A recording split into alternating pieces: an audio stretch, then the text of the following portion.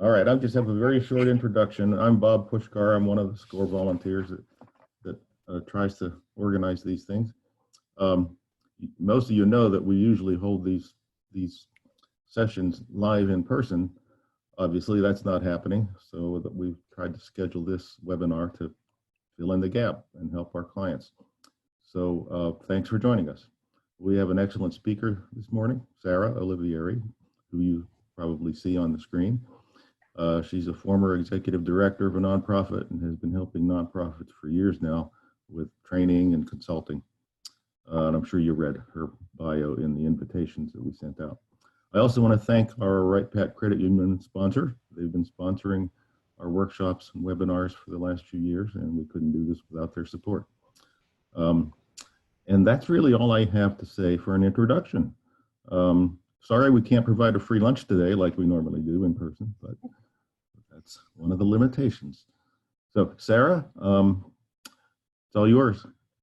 Thank you. It's really a pleasure to be here. I'm actually in New York State, so this is a great opportunity for me to kind of virtually connect with you in Ohio. I think one of the great things about this moment, there are some great things, is that everyone is pretty much the same distance from each other right now. Your next door neighbor or someone in another state. So it's really my pleasure to be part of your community today. A lot of the things I'm going to be mentioning, I'll be referring to nonprofits, but I want you to know that everything that I'm going to share also applies to for-profit businesses. So if you're in a for-profit business, this is totally for you as well. And let me just, I've called today's talk Pivot to Thrive, how you can maximize your impact, reduce overwhelm and burnout, and make the new normal the new wonderful. All of you here are action takers, which I love. And what is so special about that right now is that the new normal is still coming. And you have the opportunity to shape what that is for you by taking action now. And people who don't take action now will probably get whatever new normal other people chose. So I am Sarah Olivieri, as you know. I have been a former executive director, I'm an author, and now I'm focused on helping nonprofits change the way they operate so that they can really thrive. And I'm going to tell you exactly what I mean by thrive later on, and I'm going to give you the tools to get you started doing that. So first thing is, I hope everybody found the chat. You introduce yourselves. This is what I see kind of with some broad strokes that are plaguing nonprofits. One is plans are more of a destination than a journey. I can't tell you how many times I've heard nonprofits tell me that, and I'm going to go full screen here for a second. There we go. Can everybody still see that? Okay, tell me that they couldn't start their strategic plan or their fundraising plan because they didn't have enough money to do it. Their plan didn't include what to do tomorrow to reach their goals. They were really a list of goals, not a guide to getting there. Lack of funding comes up, of course, as an issue again and again, and it really, nonprofits are left feeling stuck as a result of this issue, and they're not sure how to solve it. And again, survival mode, that overwhelm, burnout. I think people are experiencing survival mode a lot right now. It kind of overrides your ability to see big goals. And there's lots of other things that kind of come along, but those are the three big categories. So I would love to know from you, are these true from your organization, or is there anything else that you would add? Put it in the chat if there's something that you would add, or if just a yes, or that's us, if some or all of those things are true for you. So I'll give you a moment to pop that in the chat. Don't be shy. Feel free to say that's not us. We don't have any of those issues. Oh, we have a very shy group. Awesome. Poor communication with staff during this time. Yeah, I'm giving you guys a tool actually that's going to help with that. Inadequate staffing. That's right with the, lack of resources, lack of funding. Great. So I'm not able, it seems, to use my right arrow to proceed to the next slide. I'm gonna have to keep clicking here.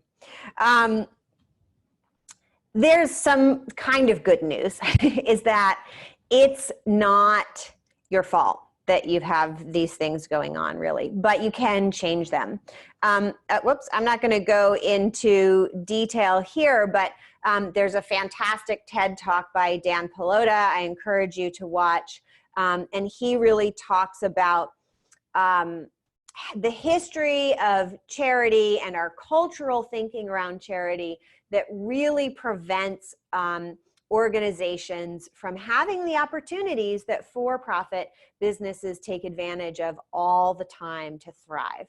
And that is a horrible place to be in, because it really, from the outside in, stagnates nonprofits' ability to do the amazing work that they really need to do. Lack of staffing, I'm seeing that a lot. We're going to talk about that.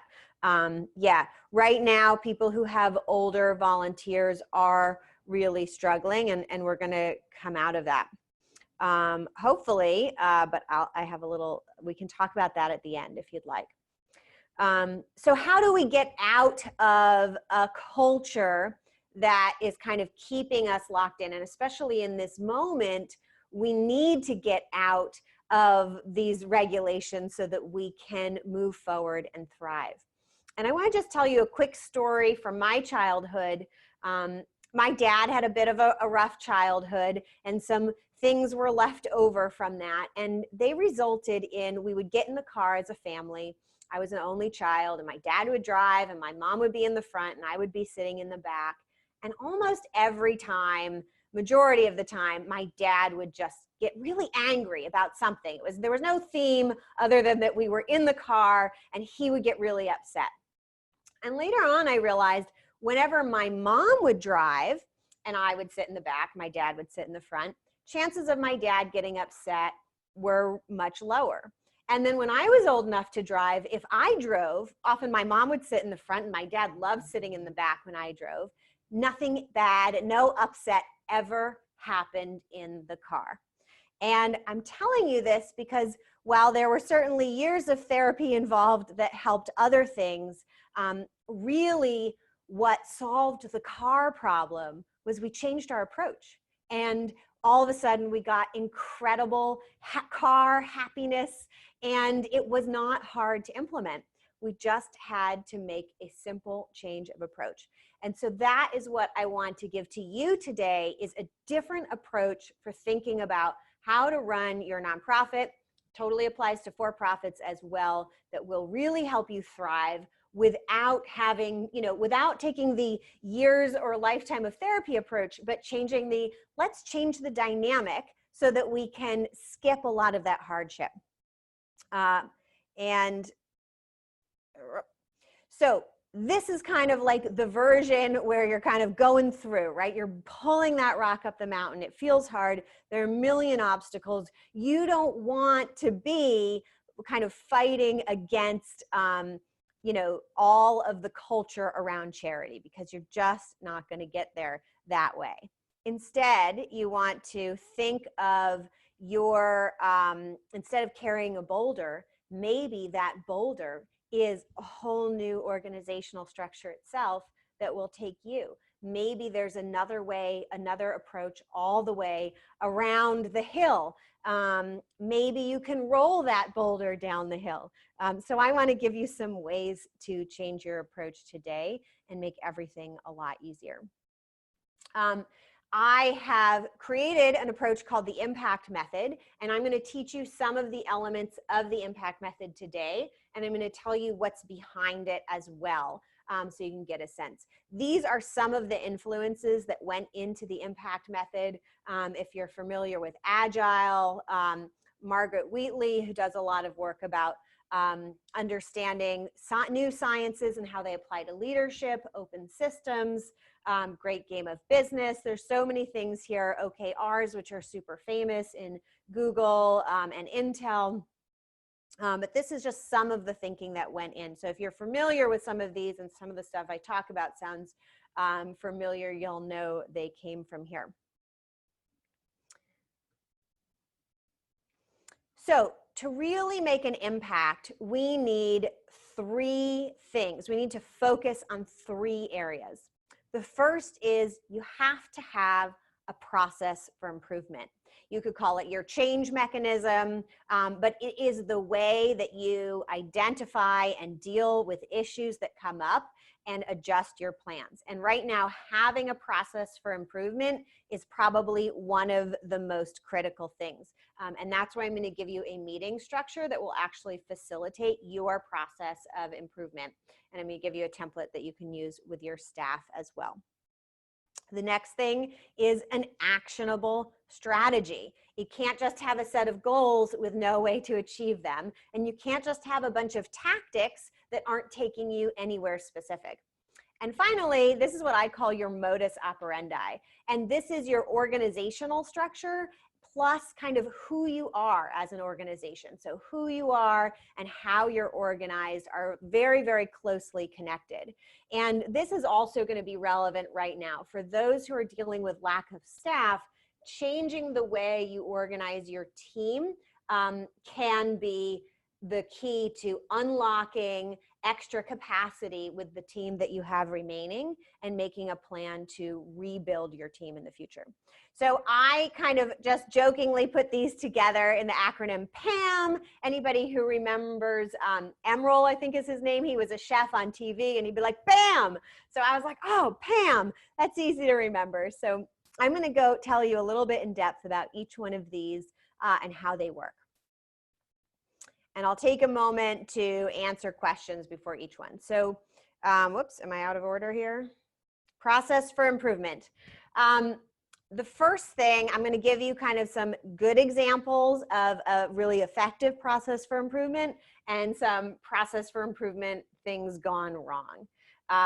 So one thing that makes a great process for improvement is you don't wait for things to get bad. You just assume there's going to be something to improve and you put it into a periodic schedule where you're reviewing periodically. Valuing vulnerability. Brene Brown writes a lot about vulnerability. She's an expert on that. Really, vulnerability is about identifying where our challenges are and addressing those things so that we can become even better. And if we avoid vulnerability, then we don't have that opportunity to improve in the most meaningful ways. Being proactive, again, about addressing things. If you are proactive, then issues become opportunities. If you're not proactive, if you're always reactive, then your issues are often challenges and you're going to get stuck in a very urgent mindset all the time. And of course, having that mechanism for change. You know, who changes, what changes, where do you change, when do you change, and why is change initiated? Those are all things that could go into a great process for improvement. Things you want to avoid are meetings that are unfocused, that don't actually take you anywhere. They don't actually improve things. Never looking at your data. That doesn't help you really know where you are. Only considering quantitative data. Your qualitative data totally counts as well. Addressing issues reactively. And for nonprofits, I see this specific thing is they over-rely on their boards to be the kind of improvement change agent thing. And then there's a big disconnect between what the board thinks makes sense to change and then the reality of changing in the organization, because it's the organization and that team who has to make the change. So the answer, the kind of The great news about a process for improvement is with a simple set of structured meetings, you can actually facilitate most of this process of improvement. It doesn't have to be a big complicated thing. In the impact method, there are no retreats driving this process. It's simple meetings that can actually replace your current staff meetings if you have them. They don't take that much time, and I'm going to teach you one of them today. My next slide. Having an actionable strategy, right? So we'll start with the bad this time. What makes for an ineffective strategy? It could be a lack of tact or a set of tactics not tied to strategic goals. I see that all the time, especially in social media. People are like, oh, do Facebook, do this, do that, do Giving Tuesday. But no one ever really sat down and said, what is our kind of core intention here? What's our core goal? And I'm going to give you a goal setting set of templates that's going to make sure that you don't have that problem. Overloading your plate. I see so many people building plans for themselves where they've taken on too much in any given week. And when we take on too much, we actually become very slow and inefficient. Same with trying to do too much as once. That's two ways of thinking the same thing. Having really big goals with no actions that can actually be done today, because that's really hard to achieve if you don't break a big goal down into actionable steps. Taking months to build the plan before starting on it. When the world was slower before the internet, you could build a large plan over a period of months and then execute on it. But these days, things work so quickly. If you take many months to build your plan, it will probably be outdated before you are finished building it. And having a linear strategy. What do I mean by linear? I mean that your strategy has you kind of making incremental movement forward, and you grow. You might grow in a straight line. What you want to do is have a strategy that gives you exponential impact. So you get greater and greater impact with proportionally less effort into that impact. So what makes a great actionable strategy? The thing I'm going to teach you today about setting goals are that you really want to get your outcomes, which are out of your control, separate from the actions that are within your control, so that you don't get confused about this kind of action-reaction process of changing the world. You want to make sure that all of your activities are really connected to achieving a strategic goal, and that you let go of the activities that are not doing that. That, things I hear, people saying, oh, we've always done it this way. It just seems like we have to. Well, if it's not illegal, you probably can. And if it's not against your code of conduct, then it very well makes sense to do that. You want to have your strategy prioritized so that when something changes that takes your attention, you know what to keep focusing on. So people who had an actionable strategy that was prioritized before the COVID pandemic, they knew exactly what to focus on. And that's something that I really want you to be able to do going forward, so that you're more prepared for something dramatic to happen in the future, whether or not it affects just you locally or the entire globe. Experimenting is so important. If we only go forward with best practices, then we're never going to figure out anything new. And most organizations I know are trying to do something new and hard. And so they need to be able to innovate, and to innovate, you need to experiment. Your strategy should also address capacity and impact, right? So those of you who are struggling with staffing, right? Your plan, yes, it should take you towards achieving your mission, but it also needs to help you grow your capacity to do that.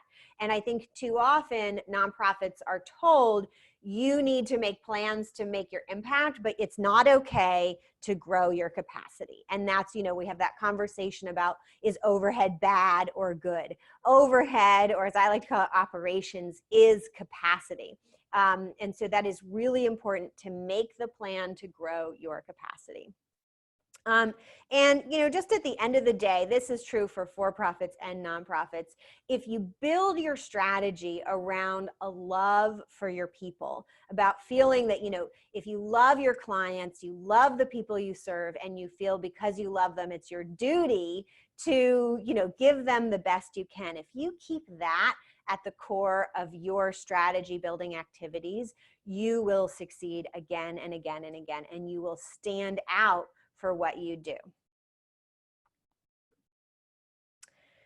And the third piece is your modus operandi.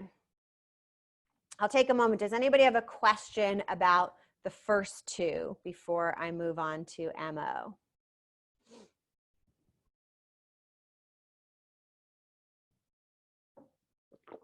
Okay, if you have a question at any time and you want to pop it into the Q&A for me to address later, I'm happy you can do that so it doesn't get lost in the shuffle. So your MO, right? This is both who you are and the basics of how you operate from a capacity perspective. And there is a big shift that makes a huge difference with the difference between a great MO and a not so great MO. So a great way of operating is to be outcome driven. And this is connected to my second item here, which is distributed leadership. And so the way we get distributed leadership is by changing our job descriptions in our organizations from a set of tasks that each person is responsible for, and making sure we have a large group of, let's call them new leaders, who are now responsible for a set of outcomes. And if the tasks need to be changed in order to achieve the outcome, they have the ability, they have the power, the control to do that. And by distributing leadership and outcome decisions across our organizations, we leverage the brain power of more people in our organizations. And that is where the bulk of the untapped human capacity lies in most nonprofits that I meet.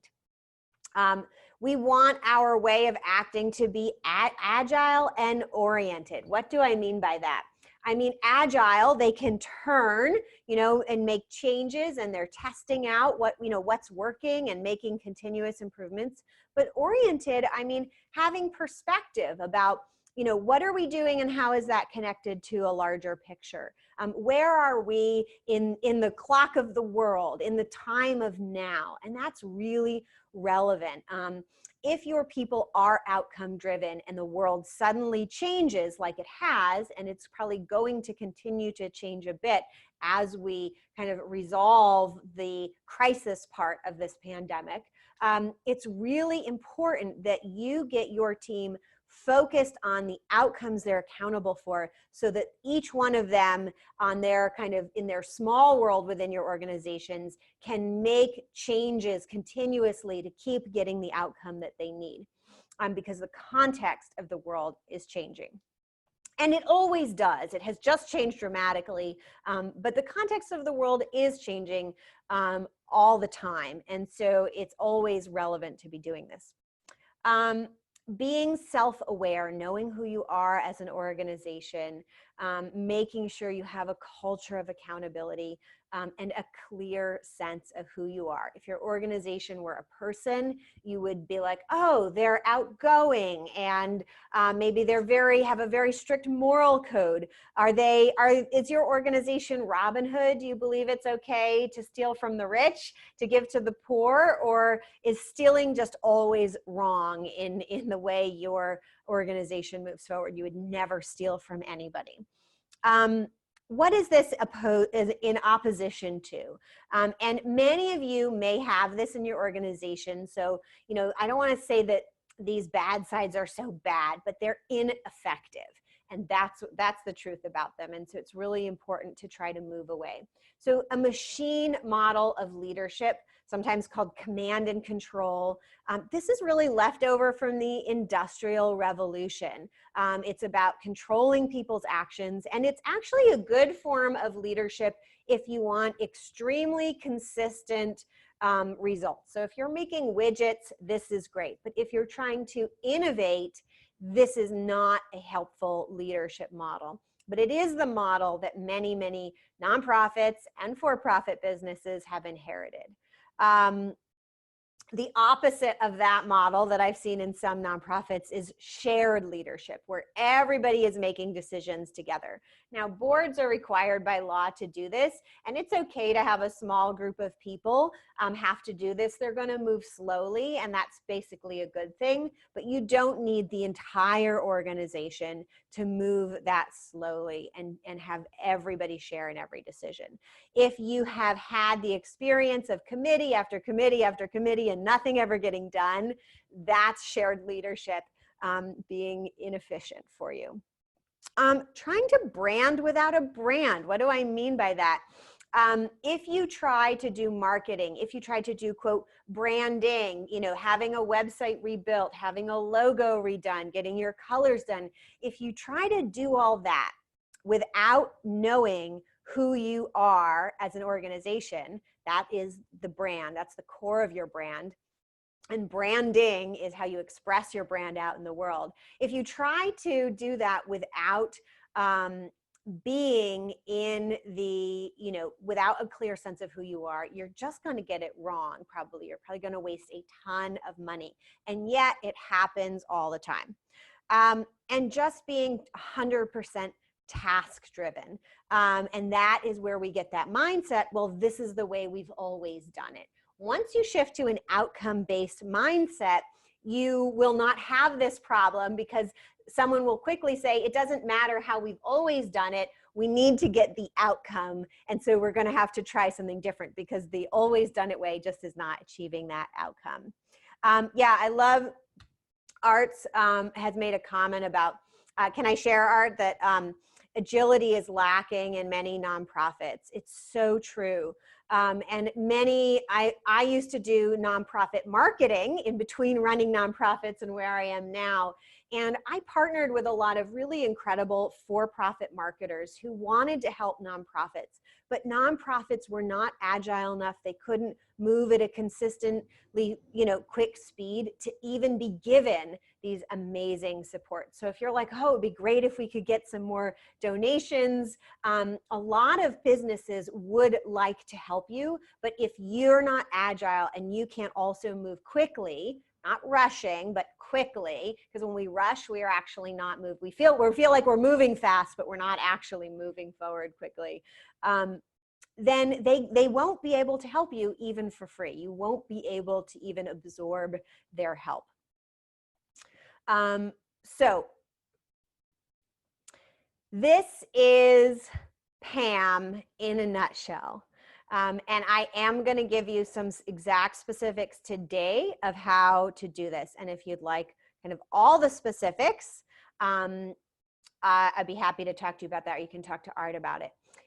So with those elements I've just described in Pam, they will get you to make a much bigger impact, and they will get you on your way to thriving. Kind of know if you take any of those things from the effective column. But if you really want to thrive, then you need to optimize your new approach. So what do I mean by that? This is my reminder to tell you, I'm going to tell you how to optimize your approach now, but I can also tell you I spent the last several years optimizing this approach and have packaged it together in the impact method. So if you want to skip reinventing the wheel and you want a simple way to just implement these things, I'd be happy to talk to you about that at another time. So how do we optimize? There's two main ways we optimize. And this relates also to how do we get nonprofits to be more agile. One is we need to apply positive leverage wherever we can. What is positive leverage? Well, it's often something out of the box in any small circumstance, but a positive leverage are changes that we make that have a high upside. They get us a lot of value, with relatively little or no downside. So they don't really cost us. So for example, I'm going to teach you in this talk about the issues meeting. You can swap out your team meeting, if you have a staff meeting, with this new structure. So it's not going to take you any additional time, and it's going to give you huge benefits. So that's a great example of positive leverage. And then the other thing we need to do to optimize is reduce drag. I happen to be an avid sailboat racer, and we're often also thinking about reducing drag. Drag are things that have a very high cost with little to no upside. So on the sailboat, when we get seaweed stuck on the rudder in the water, it creates literally a lot of drag and has no benefit at all. Other things that have drag in the nonprofit context. So for example, if we have truly unnecessary expenses, or maybe we have required expenses that get us relatively little benefit. So if you're required to pay payroll taxes, for example, you get relatively little benefit from that. Yes, the federal government is hopefully providing a return on that dollar at some point. But that's kind of an element of drag. So you want to try to reduce unnecessary drag throughout your organization. Yeah, people's time costs create drag. That's a great point. And I'll tell you what I see in nonprofits is keeping an employee who is a bad fit for a long time is an incredible drag. And it's always challenging to let somebody go, but I think in nonprofits where typically people are very heart-driven and sweet, it is very hard to let somebody go. But the truth is, it's actually usually not just a bad fit for you, but a bad fit for them. And everybody gets the drag alleviated if you let somebody go who is a really bad fit. That is probably one of the most expensive kinds of drag.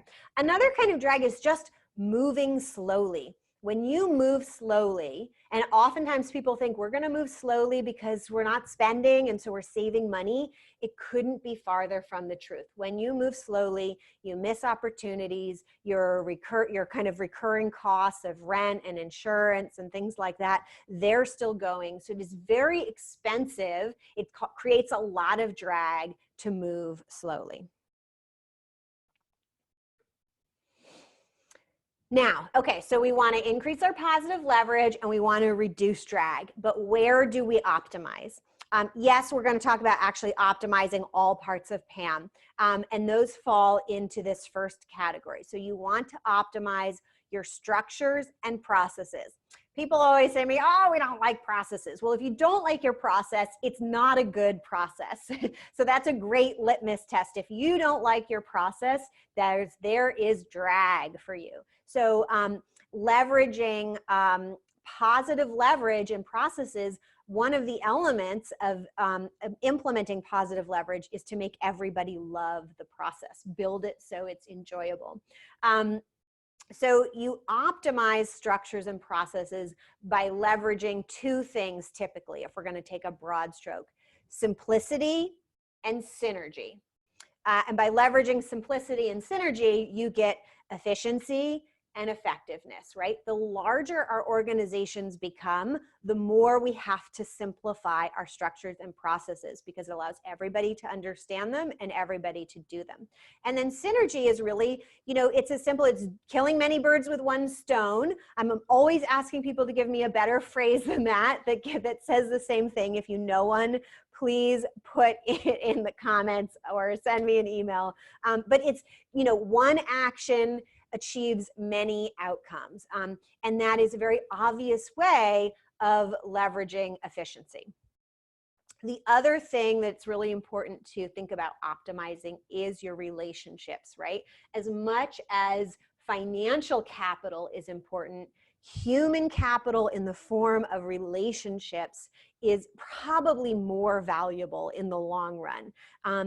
And the way you optimize relationships is by leveraging trust, building as many relationships to the level of trusting relationships, which is a two-way relationship, is the key to optimizing relationships. Are there any specific questions on that? I'm going to go in a little further, but I can take a moment to answer a question if someone has a burning question related to that.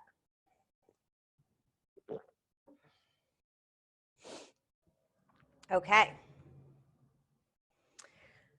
So I want to tell you, and usually I draw these arrows, which are why they're kind of funny, but I wanted to make sure I had everything set for you today. How does Pam leverage synergy? The way it does is when you have a great process for improvement, right here, you're actually able to make your strategy more actionable because it allows you to continually assess your strategy and refine the actions you're taking to make it more effective.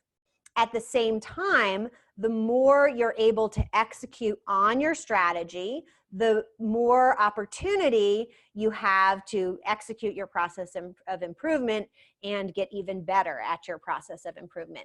The more we set goals that were the right goals, the better we get at setting goals. The more we get comfortable with identifying vulnerabilities and being vulnerable, the better we are at doing that.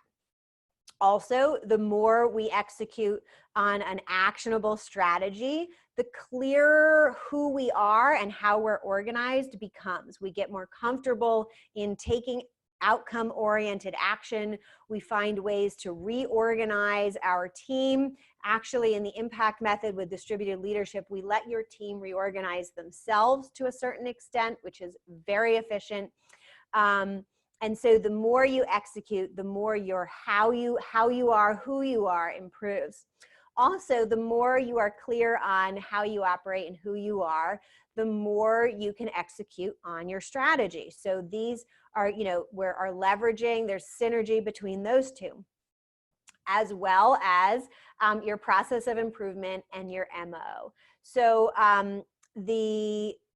yes, vulnerable. I will talk about vulnerable. The process for improvement, the more you improve, the more you take action and be vulnerable together, the more you will really gain trust and cohesiveness in your identity as an organization. And the more that you have the correct aligned team, that everybody who is on your team or involved with your organization is in agreement and understands about how the organization operates, the more you can improve. So I mentioned vulnerable a lot. I want to make sure that that's clear for everybody. Being vulnerable means the ability to, at least in this context especially, the ability to bring up in a group setting or even one-on-one, what is it that you're really, that is an issue or a challenge? So it could be, it's not just sharing a personal vulnerability, although it certainly could be. It's being aware and open about your, not just strengths, but your weaknesses. It could be an organizational vulnerability. I think a great area where we see this is in diversity, equity, and inclusion. I think this is a very hard topic for people to talk about because everybody is vulnerable when in that topic. People who have been discriminated against have vulnerabilities because they are vulnerable to being discriminated against. People who have been in privileged positions are vulnerable because they feel uncomfortable. They don't have the language. They've maybe tried to talk and been given a hard time, or they've made mistakes in the past and they're not clear about what to do. And so I think that is one of the areas where so much vulnerability comes out. And when we have a really great culture of vulnerability, we realize that when somebody shares a vulnerability, you absolutely shouldn't punish it, not just because we want to encourage vulnerability, but vulnerability becomes strength. When we allow people to be vulnerable, when we create a safe space, when we certainly do not punish people for being vulnerable, then we allow ourselves to know and address our hardest, most challenging issues. And when your organization has addressed or is able to address your most challenging issues, you will be the strongest, most healthy, effective. If you're that organization right now, you're like, pandemic, we got this. We know how to be open with our vulnerabilities. Just to share another example of vulnerabilities, I know as COVID-19 was coming out, some people were afraid to share with their employees that they had it. People were worried about stigma around that.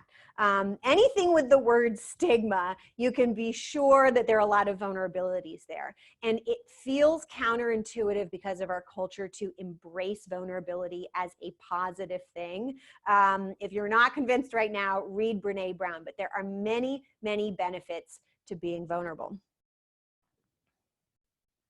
Whoops, woo. Now what have I done? Okay, come back. Next slide.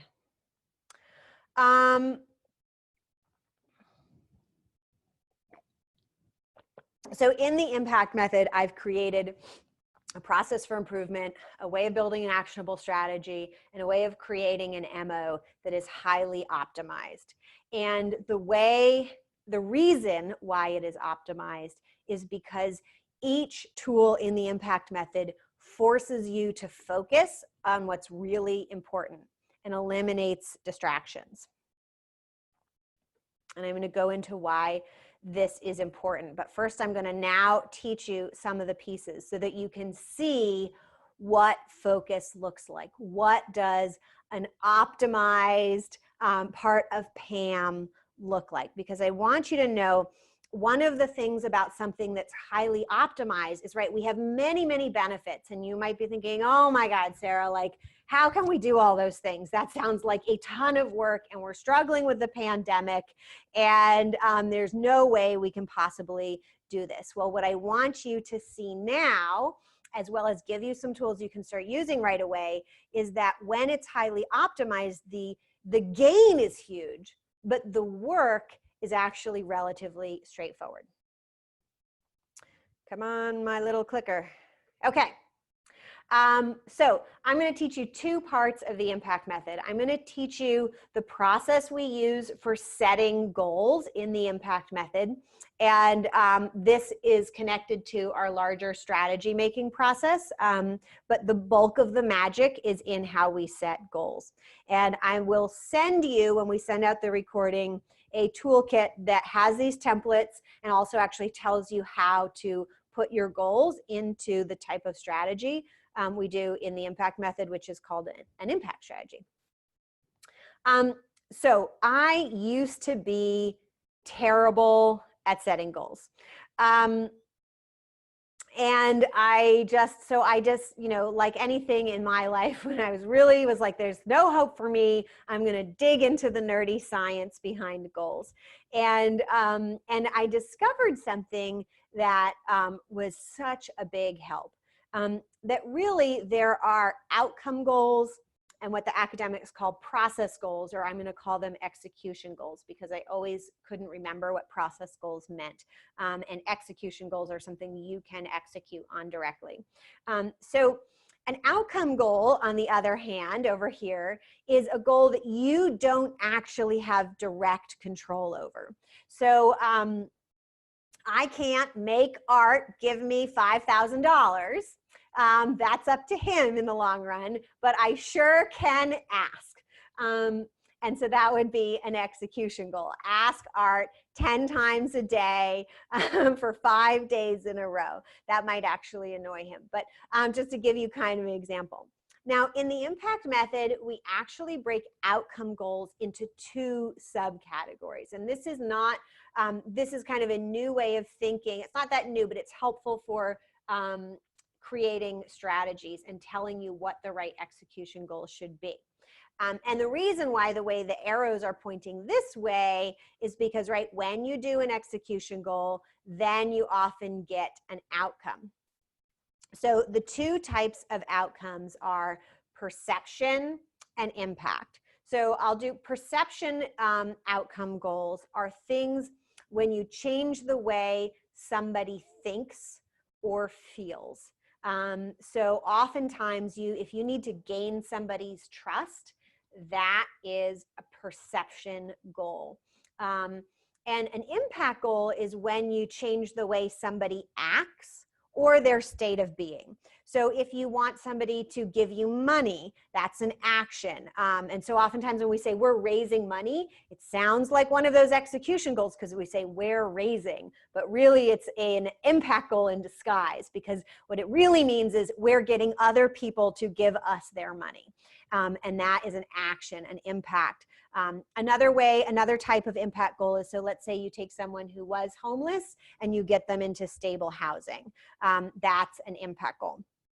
And then oftentimes, I have kind of double arrows here. Oftentimes we need to take an action to change the way people think before we can change the way they act, right? Change the way somebody thinks, and you can often change the way they will act. And then sometimes, we'll be having execution goals that are, both change the way they think and then also do something directly to get them to act.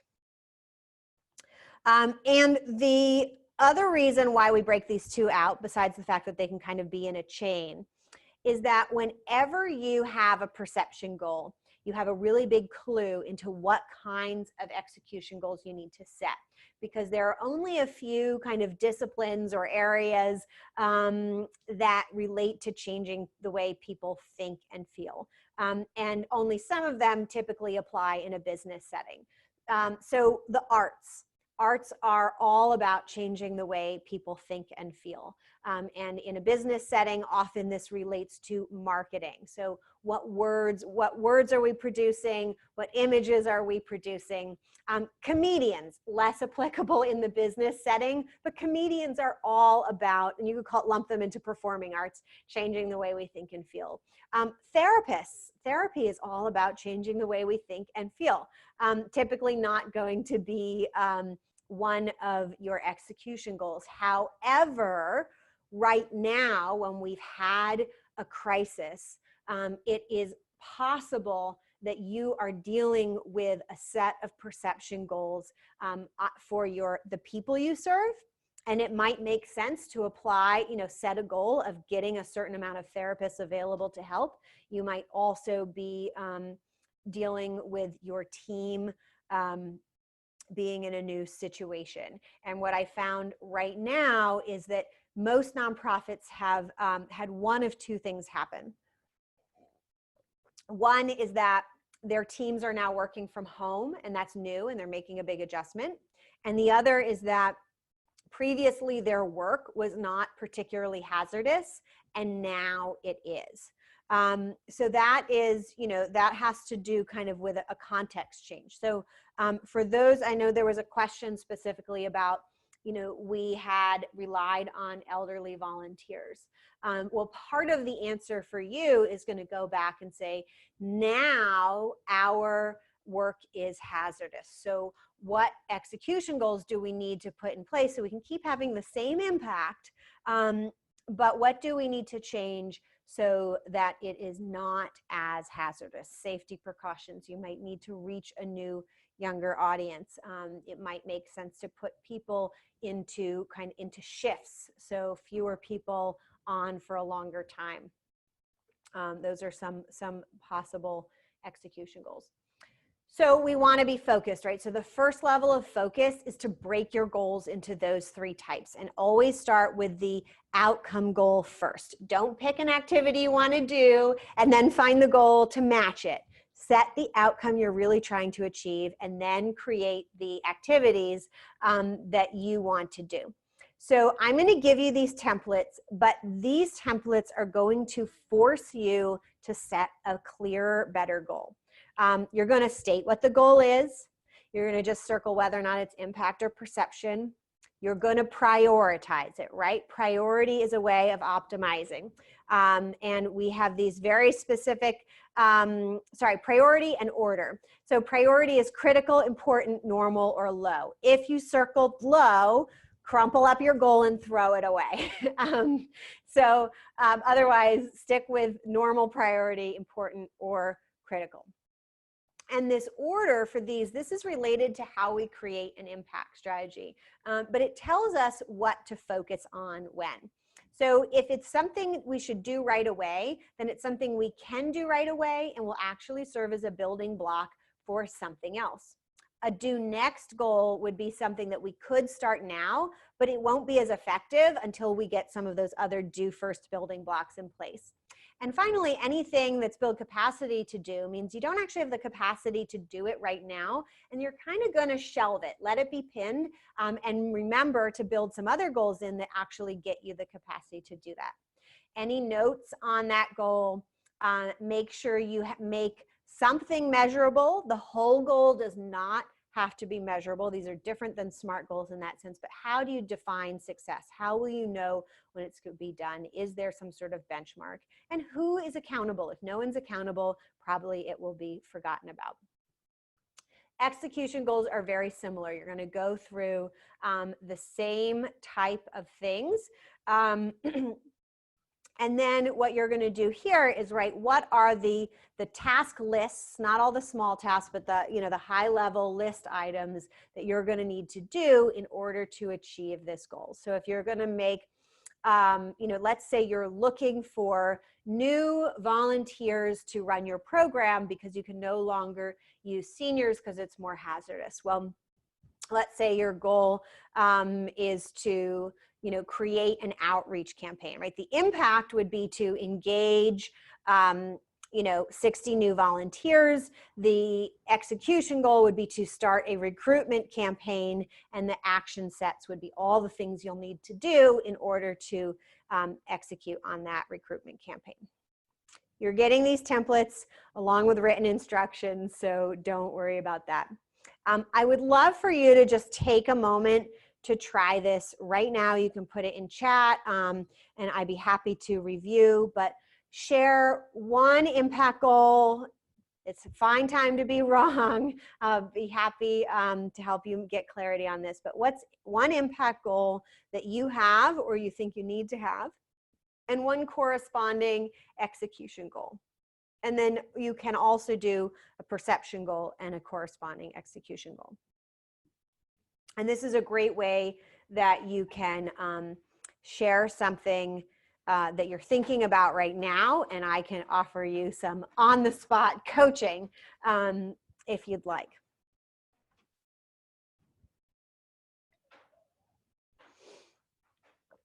Okay, awesome. Raise membership by a certain number of dollars, or membership dollars by 50%. Awesome, that's an impact goal. You got it.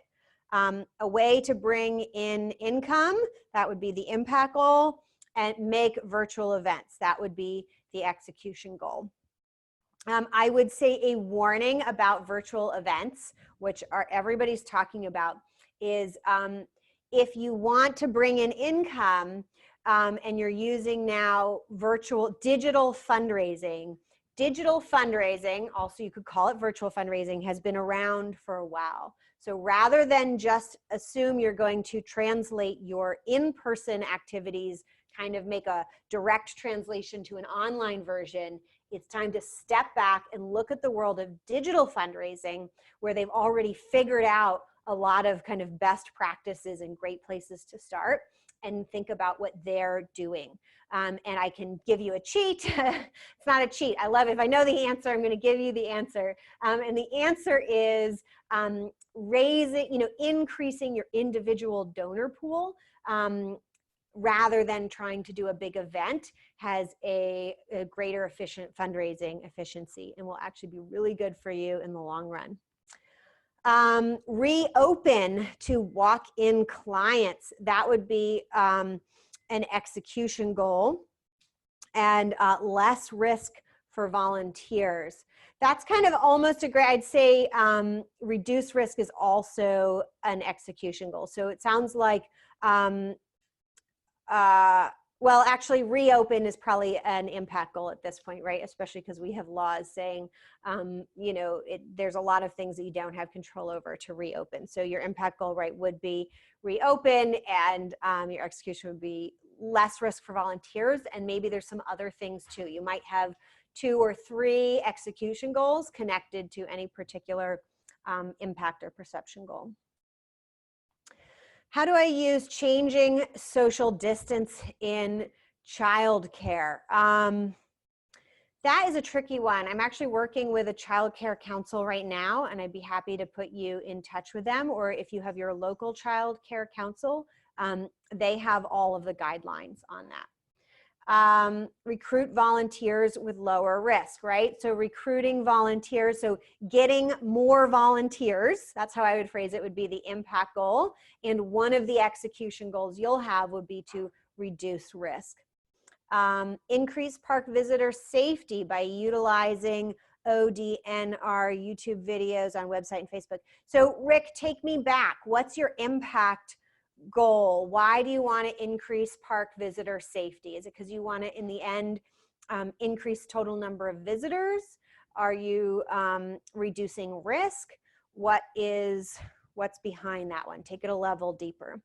Impact goal, replace lost donations with new income stream. Great. Execution goal, mount online campaigns, find new donors, explore alternative options to donations. So I think that's great. I would just say the find new donors.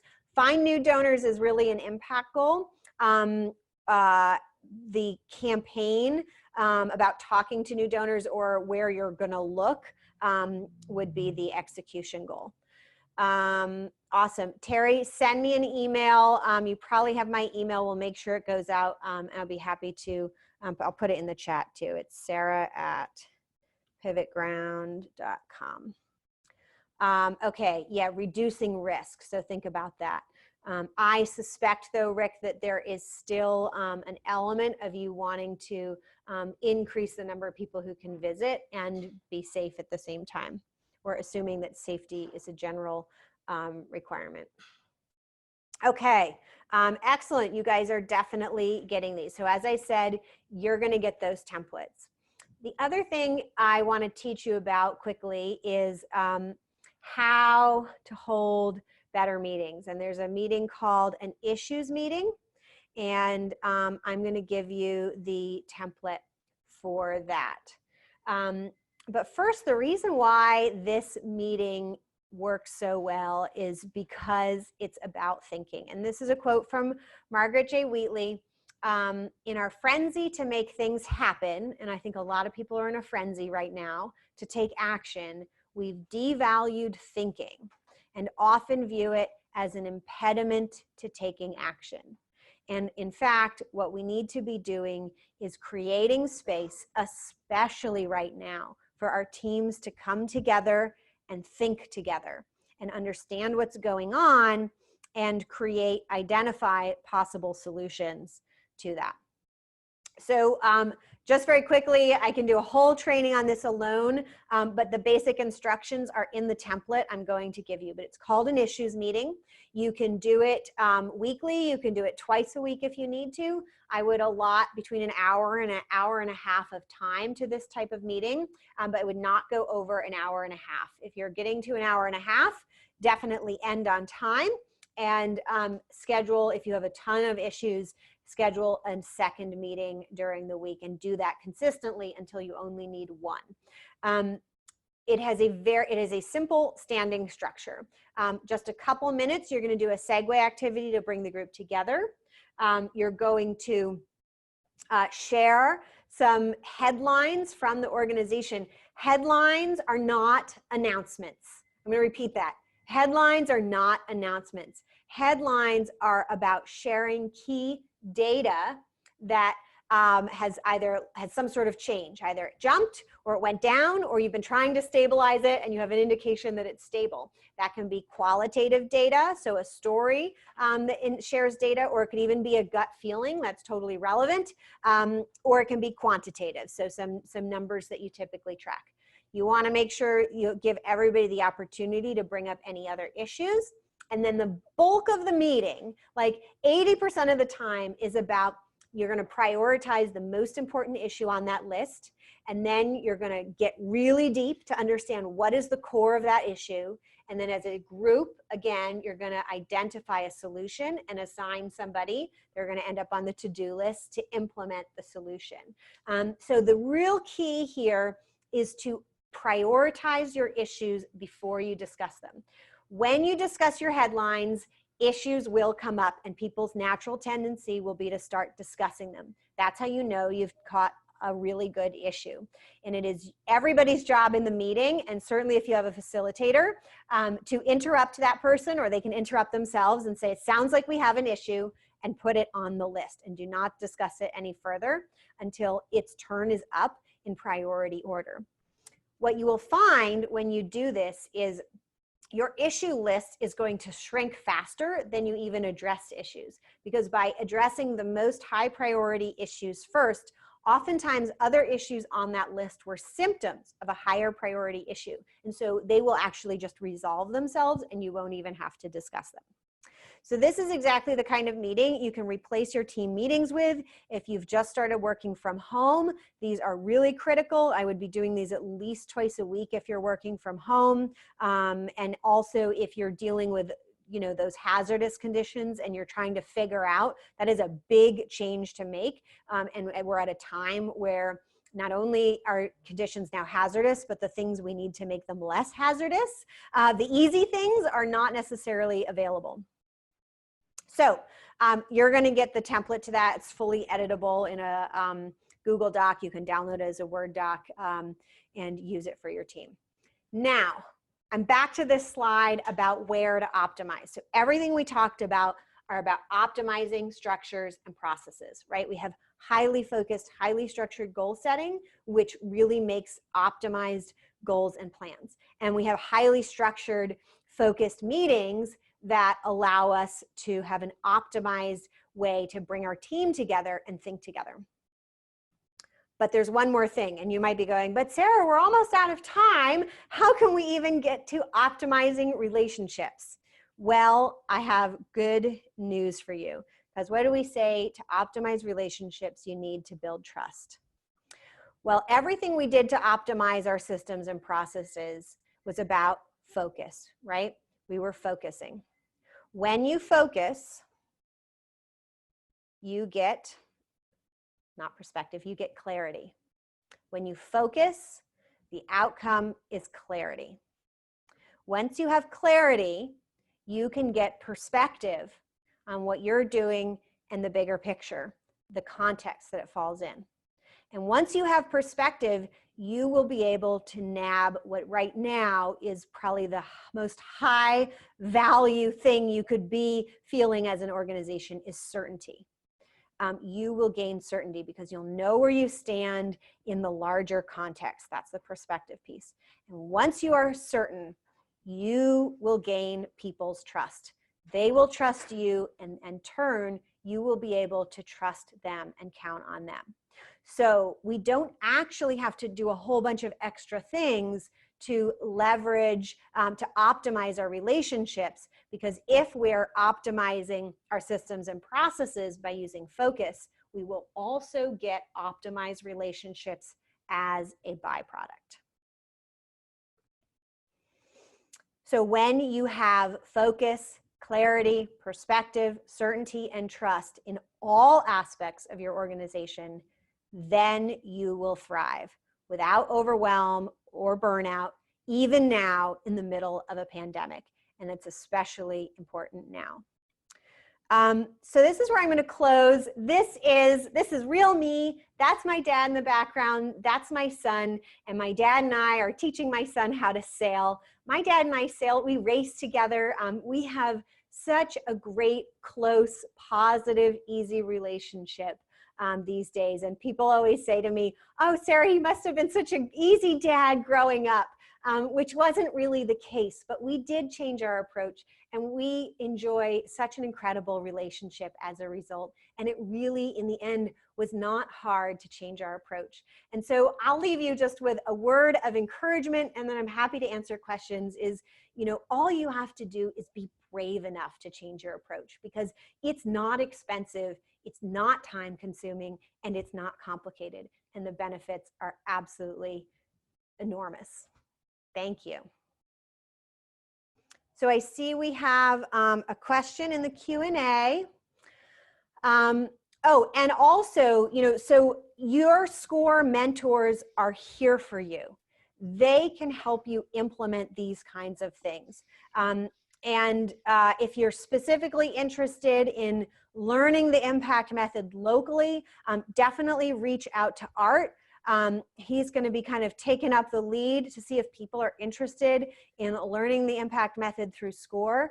But many of these things that I have shared, your SCORE mentors can at least get you optimized in some areas, because these are not totally new things. These are tried and true ideas, and it's about getting them all packaged together in a way that's simple enough to implement everything. And your mentors know this. So reach out to your mentors, and especially reach out to Art if you'd like to implement the impact method, which is geared very strongly to deal with some of the specific things nonprofits struggle with, but also will work very effectively for for-profits. Now, my question window is not opening, so I'm going to stop sharing my screen for a second so I can get it to open. There we go. Melissa asked, increase larger donation participation. We have a ton of small donors. I think a lot of people are asking questions about increasing fundraising right now with donors and larger donors, because it's so important right now.